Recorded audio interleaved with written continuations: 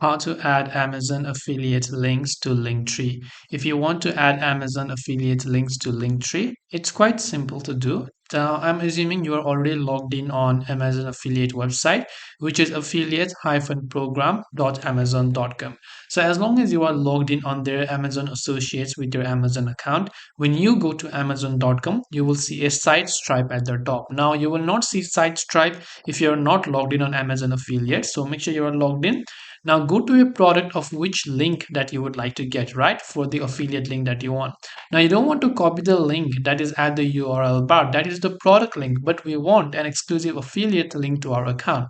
So right here, you can just select get link option right here, and you can see it says get link to this text. So I can simply go ahead and select my store ID. I can select tracking ID. Then I can simply go ahead and then copy the link. So this is the link you will see in this site struct for this product. Now you can go to Linktree, which is your account, and then you can go to add link option. Then you can simply enter the URL that you would like to add, and then just click on the add account button.